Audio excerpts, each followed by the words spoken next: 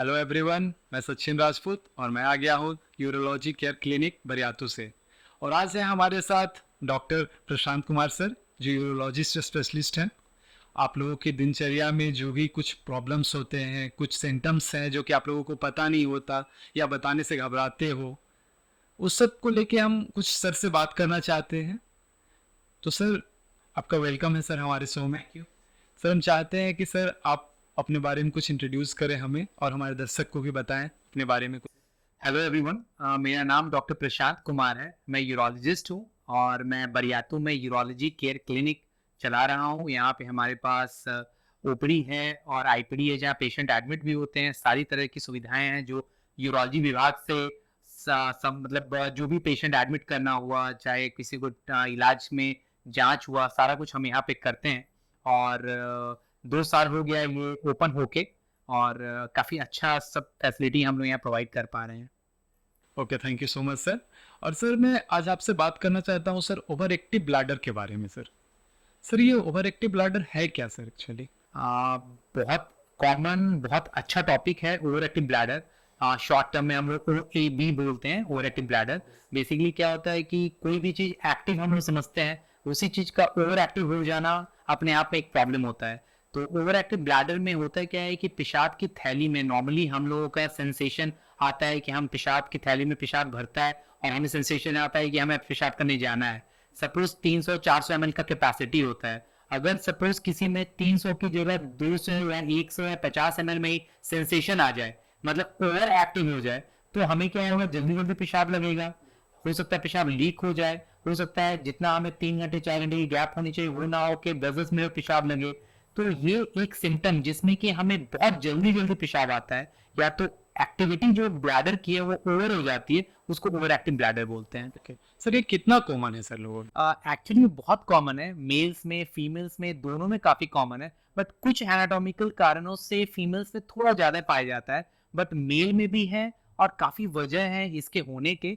But ये आमतौर पे हमारी ओपीडी में अगर हम 10 मरीज देखते हैं, 3 से 4 मरीज में ये कॉमन पाया जाता है। Okay sir. सर, ये मैं पूछ रहा था आपसे कि सर इसमें क्या क्या केसेस हो सकते हैं सर इसमें? अगर आप सिम्टम्स की बात कर रहे हैं कि क्या तकलीफ हो सकती है, तो पेशेंट को समझिए जल्दी जल्दी पेशाब लगना, पेशाब बहुत तीव्र गति से लगना। जैसे कि हम बैठे हुए हैं, हमें पेशाब नहीं लगा, लेकिन जैसे ही लगेगा तो इतना जोर से लगेगा कि अगर हम वॉशरूम नहीं जाएंगे तो लगेगा कि पैट में हो जाए। तो ये एक फीलिंग जिसको अर्जेंसी बोला जाता है। और किसी किसी सीवियर केसेस में ये हो सकता है कि पेशाब लीक भी हो जाए, जिसको अर्जेंसी इनकॉन्टिनेंस बोला जाता है, कि पेशाब हमारे बिना कंट्रोल से पेशाब निकल जाए। तो ये एक सिम्टम बहुत कॉमन है। और रात में बहुत बारी बारी पेशाब करने के लिए उठना, जब हम सो जाते हैं, नॉर्मली एक बार जाना ठीक है, बट कोई कोई जिनको ये प्रॉब्लम होती है 10 बार 15 बार तक जाना पड़ सकता है। ओके, तो सर इसमें जैसे कि सिम्टम्स तो आपने बता दिया हमें, तो सर हम ये पूछना चाह रहे थे कि इसमें किसी प्रकार का दर्द भी महसूस होता है लोगों को? नहीं नहीं, कोई दर्द नहीं होता। नॉर्मली वो एक अलग बीमारी होती है, या तो अगर किसी, जैसे इसमें बहुत सारी वजहें होती हैं, उसमें अगर ये इन्फेक्शन के कारण हो तो शायद दर्द भी एसोसिएटेड हो सकता है। Okay okay sir. तो इसका सर क्या ट्रीटमेंट है क्या? ट्रीटमेंट वाइज अगर आएंगे तो हमें पहला तो क्या है, लाइफस्टाइल मॉडिफिकेशन, जो मेरे को लगता है हर एक चीज में जरूरी होता है। दूसरा बिहेवियरल चेंजेस, मतलब हम लोग अपनी जो आम तौर पे जिंदगी में करते हैं, या तो हम पानी ही पीते हैं, किस तरीके से पीते हैं, कितना पीते हैं, कब कब पीते हैं, टाइमली पीते हैं, अनटाइमली पीते हैं। है तो छोटी सी चीज पानी पीना, जो बचपन से हम करते आ रहे हैं, बट जब बात ये बीमारी की आती है तो वो हर वो एक चीज मायने रखता है, जो इस ट्रीटमेंट के पहलू के लिए बहुत इंपॉर्टेंट होता है। तो हमें कुछ मेडिसिन है, अगर लाइफस्टाइल मॉडिफिकेशन या तो बिहेवियरल चेंजेस से ना हो पा रहे हैं, तो हमें उसके लिए कुछ मेडिसिन भी लेनी पड़ती है। और कभी कभी कुछ एक्सरसाइजेज जो कि बिहेवियर में हम लोग बोलते हैं, तो लाइफस्टाइल मॉडिफिकेशन बोलते हैं। और या तो कभी कभी कुछ छोटी मोटी सर्जरी भी करनी पड़ जाती है। सर, ये आपने जैसे बोला बिहेवियर चेंजेस, तो सर इसमें क्या है, मतलब कि बिहेवियर चेंजेस क्या होता है? अब बिहेवियर चेंजेस का मतलब हो गया कि जैसे ही वो सिंपल सी बात है, हमारा बिहेवियर, मान लीजिए हम पानी पीते हैं। आप बहुत बार सुनते होंगे मरीज बोलते हैं कि सर हम तो सुबह उठते हैं और 1.5 लीटर पानी पी जाते हैं, लेकिन सर उसके बाद में हर 5 मिनट में पेशाब आता है। कभी कोई बोलता है सुबह में पीते हैं पानी, बाद में 8-10 घंटे खाली पेट रहते हैं। कोई बोलता है सोने से पहले सर हम 1 लीटर पी के सोते हैं, नहीं तो सुबह मोशन साफ नहीं आता। ये हो गया कुछ अपने हमारे व्यवहार, इसमें कुछ बदलाव लाने की जरूरत होती है। दूसरी बात होती है कि हम लोग चाय, कॉफी या तो कुछ ऐसे इरिटेंट पदार्थ, अल्कोहल, सिगरेट, ये सब को बदलना कि इसको नहीं पीना, मतलब जो भी स्मोकिंग करना, अल्कोहल पीना, ये एक रिस्क फैक्टर होता है। फिर हमारे किसी भी चीजों का जो करने का, फिर तो ऐसे पेशाब ही हम लोग करते हैं, बहुत लोग होल्ड करते हैं पेशाब को, होल्ड नहीं करना चाहिए। पेशाब किसी को अगर जल्दी जल्दी लग रही है तो हमें मेडिसिन तो देते हैं, बट ये भी बोलते हैं कि आप होल्ड मत करो, बट अपने सेंसेशन को थोड़ा सा प्रोलॉन्ग करो, डिले करो। आपको 5 मिनट लगता है तो आप कुछ दिन ट्राई करो कि 5 से 6 मिनट होल्ड करो, 6 से 10 मिनट होल्ड करो, तो ग्रेजुअली दवाई का भी असर होगा और आपके बिहेवियर चेंजेस से भी थोड़ा फर्क पड़ेगा। तो सिर्फ ऐसा नहीं कि मेरी दवाइयों से असर होगा, कुछ हमारे में बदलाव, कुछ दवाइयों का सपोर्ट और लाइफस्टाइल मॉडिफिकेशन से हो जाता है। सर तो ये लाइफस्टाइल मॉडिफिकेशन आपने जो बोला, तो कैसे हम अपने लाइफस्टाइल पे क्या बदलाव ला सकते हैं जिससे सर हमारा दिनचर्या जो भी है वो हमारा चेंजेस हो सके? हाँ, तो इसमें मोस्ट इम्पॉर्टेंटली लाइफस्टाइल में हम लोग जो बोलते हैं, जैसा मैंने बताया, कैफीन जो भी है, अल्कोहल में है, अगर स्मोक में है, हमारे पानी पीने का पैटर्न में है, हमारे हाइड्रेटेड रहने का है, हमें हाइड्रेटेड रहना है, इन सब चीज़ों को।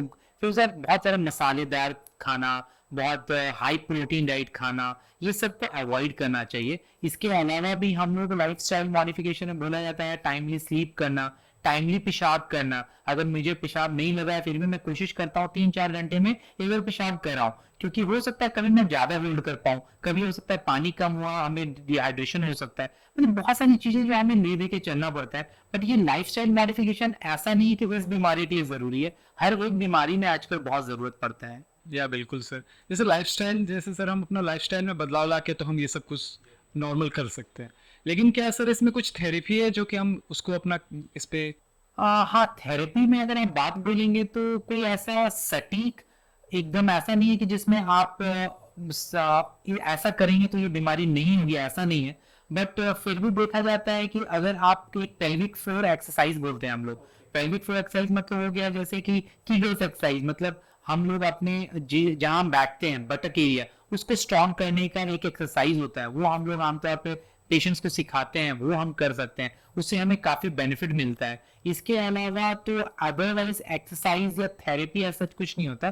फिर मेडिसिन और सर्जरीज हमारे पास ऑप्शंस होती हैं, जिसमें कि सर्जरी भी बहुत कम होती है, मेन तो हमारे मतलब ये ट्रीटमेंट ही होता है, क्योंकि जैसा आपने पूछा कि क्यों होना, जैसे अगर हमें पता हो तो हम उसी हिसाब से इलाज कर सकते हैं। तो जैसे कि ओवर एक्टिव ब्लैडर का सबसे बड़ा रीजन हो जाता है न्यूरोलॉजिकल, हमारे शरीर में नसें हैं, नसों के चलते कुछ इरिटेशन है, उसके चलते हो सकता है। यूरिन इन्फेक्शन यूटीआई के कारण हो सकता है। जब भी पेशेंट में डायबिटीज मेलाइटिस शुगर वो होता है, उसके कारण हो सकता है। किसी किसी में मल्टीपल चाइल्ड बर्थ प्रेगनेंसी जब ज्यादा होती है तब हो सकता है। तो ये सब कुछ कुछ कारण है, हमें अगर पता है भाई इन सब कारणों से होता है तो हम उसी हिसाब से जिस मरीज में वो दिक्कत है वो हम फॉलो कर सकते हैं और ट्रीटमेंट दे सकते हैं। ओके, धन्यवाद सर। जैसे आपने बताया सर पेल्विक, ये क्या बताया सर आपने? Floor exercise. ओके ओके, तो ये मैं चाहता हूँ कि सर श्रोताओं को आप बताएं सर कि ये क्या होता है और कैसे इसको मतलब किया जाता है कि बताने से हो सकता है ना समझे, बट आप समझिए एक बात को, जैसे हमें जब बहुत जोर से मोशन लैट्रिन लग जाता है, अगर पैखाना बहुत जब हम लोग सरल भाषा में समझाए जो कि सबके समझ में आए, जब वो लगता है तो हम लोग पैखाना के रास्ते को रोक के रखते हैं, टाइट करके रखते हैं कि भाई हमें जब तक वॉशरूम ना मिले हम रोक पाए। तो जो आप रोकते हैं, हम रोकते हैं, उस समय जो मसल हम कॉन्ट्रैक्ट करते हैं, जब टाइट करते हैं, तो उस चीज को एक्सरसाइज को बोला जाता है पेल्विक फ्लोर एक्सरसाइज। मतलब हम लोग पेशेंट बोलते हैं कि आप ऐसा करो कि पैखाने के रास्ते को आप टाइट करके रोकने की कोशिश करो 5 से 10 सेकेंड। जैसे कि आपको जब लैट्रिन या पैखाना लग जाता है तो आप रोकने की कोशिश करते हो, उससे क्या होता है पेल्विक फ्लोर मतलब जो हम जहाँ बैठे हैं वो मांसपेशी मजबूत होती है, क्योंकि एक मल्टीपल चाइल्ड बर्थ या फीमेल जो होती है उसमें जब बहुत बार बच्चे जब जिनके हुए हैं तो नॉर्मल डिलीवरी में खासकर क्या होता है, जो नीचे की मांसपेशी बहुत मजबूत नहीं रह पाती है, उसको मजबूती अगर दे तो ये ओवर एक्टिव ब्लैडर भी बहुत हद तक ठीक हो जाता है। तो ये है पेल्विक फ्लोर एक्सरसाइज, जो कि दिन में हम लोग 10 से 15 बार एडवाइस करते हैं कि आप करें। अगर आप कर सकते हैं तो उसमें भी जो होल्ड करने की जो ताकत बनानी है, 5 से 10 सेकंड होल्ड करना, ये नहीं कि हम किए छोड़े ऐसे नहीं, उसको होल्ड करके रखना है 4 से 5 सेकंड, ताकि वो मसल थोड़ा सा टॉट हो और टाइट हो, ऐसा है। सर इसका इलाज क्या है? इलाज में ऐसा है कि मैंने वैसा बताया, एक तो हो गया आप पानी पीने का क्वांटिटी को कम करने हम लोग बोलते हैं। ऐसा नहीं है कि पानी पीना हमेशा अच्छा होता है, किसी भी चीज का अच्छा ज्यादा करना या कम करना हमेशा फायदेमंद नहीं होता। तो पानी में 1.5 से 2 लीटर या 2.5 लीटर जो हमारे बॉडी के लिए कैपेसिटी के लिए काफी होता है, हम लोग बोलते हैं कि 2 से 2.5 लीटर तक रखिए, आप 2 से कम भी करेंगे तो कोई हर्ज नहीं है।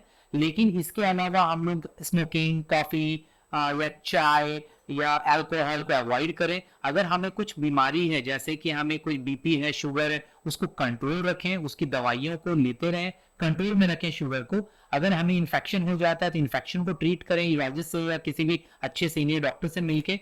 और इसके अलावा बहुत सारी दवाइयां हैं, जैसे एंटी कॉलिनर्जिक दवाइयां बोलते हैं, क्योंकि उससे क्या होता है, हमारा ब्लैडर ओवर एक्टिव है, तो उसको ओवर एक्टिव ना रहे, उसको बोले भाई तो शांत रहे, उसको शांत करने के लिए कुछ दवाइयां आती है, वो हम लोग दवाइयां देते हैं, तो इससे ट्रीटमेंट हो जाता है। सर इसके लिए मतलब कोई सर्जरी की जरूरत नहीं पड़ती? नहीं, आमतौर पर आप मानो कि 99% केसेस में सर्जरी नहीं जरूरत पड़ती। अगर आप मुझसे पूछोगे तो मैंने 2 से 3 साल में हो सकता है एक भी सर्जरी इस प्रॉब्लम से ना किया हो, क्योंकि मार्केट में इतनी अच्छी अच्छी दवाइयां हैं, अभी इतने अच्छे अच्छे डेवलपमेंट्स हो गए हैं। आज से 10 साल पहले का सिचुएशन अलग था, आज अलग है। तो आमतौर पर आज हमारे पास जो भी मरीज आते हैं किसी भी एज ग्रुप में, चाहे बच्चा भी आता है हमारे पास, बूढ़े भी आते हैं, मेल्स भी आते हैं, फीमेल्स भी आते हैं, बट सारे लोगों का इलाज आमतौर पर 99% दवाइयों से ही हो जाता है। Thank you so much sir, आपने हमें बहुत अच्छी बात बताई और श्रोताओं को भी सुन के बहुत ही अच्छा लगा होगा। सर आप अपने साइड से कुछ अगर इन लोगों को बताना चाहें तो बहुत ही अच्छा होगा। Thank you. और मेन इम्पॉर्टेंट तो है कि हम लोग अपने हेल्थ कंडीशन को लेके बहुत कैजुअल रहते हैं। हम लोगों का सबसे पहले ध्यान होना चाहिए कि हम लोग अपने आप को फिट रखने के लिए जो भी करना चाहे करें, लेकिन डॉक्टर्स का एडवाइस जरूर फॉलो करें। अगर आप इन सब चीजों से, इन सब प्रॉब्लम से आप ग्रसित हैं, जरूर यूरोलॉजिस्ट के पास जाएं, क्योंकि जरूरी नहीं है कि आपका बहुत पैसा खर्चा होगा या जरूरी नहीं है कि इसके लिए ऑपरेशन लगेगी। बहुत लोगों को ये लगता है कि हमारा एज हो गया, हमें शुगर है, तो ये तो आमतौर पे होगा ही, बट ऐसा नहीं है। ऐसा कोई भी बीमारी नहीं है जिसका इलाज नहीं मौजूद है। वो अलग बात है कि किसी में अच्छा इंप्रूवमेंट मिलेगा, किसी में कम मिलेगा, बट इलाज तो डेफिनेटली तौर पर बहुत फायदा करता है। हमारे पास बहुत सारी लेडीज आती हैं जो कि अबव 60 अबव 70 ईयर्स की है, जो पिछले 25-30 सालों से इस प्रॉब्लम से फेस कर रहे हैं इस प्रॉब्लम को। उनको ये लगता है कि हम तो लेडीज हैं, हमारे बच्चे हुए हैं, मुझे शुगर भी है, अब तो उम्र भी बहुत हो गया। इवन 50 साल की लेडीज बोलती है कि बहुत उम्र हो गया, हमें तो ऐसा होता रहता है, आम बीमारी है। बट मैं आपको बताता हूं, उसमें से 99.9% पेशेंट्स इन दवाइयों से ठीक हो रहे हैं और दे आर वेरी हैप्पी। इनको ऐसा लगता है कि मैं सोची भी नहीं थी कि ये मैं ठीक भी हो सकती हूँ। तो ये कोई बीमारी नहीं है, ये एक सिम्टम कॉम्प्लेक्स है, कुछ सिम्टम्स हैं जो कि दवाइयों से 100% नहीं तो 99.9% तो जरूर ठीक हो जाएगा। Thank you so much sir. आज आपकी बातों से आज बहुत लोगों को उनके क्वेश्चंस का आंसर मिल गया होगा, क्योंकि बहुत लोग होते हैं सर कि अपने खुल के बात नहीं कर पाते, डॉक्टर्स के पास जाने से डरते हैं, कोई शर्म से नहीं जाता, पर आज से हम लोगों को बहुत ही हेल्पफुल होगा। Thank you so much sir, हमसे जुड़ने के लिए धन्यवाद सर।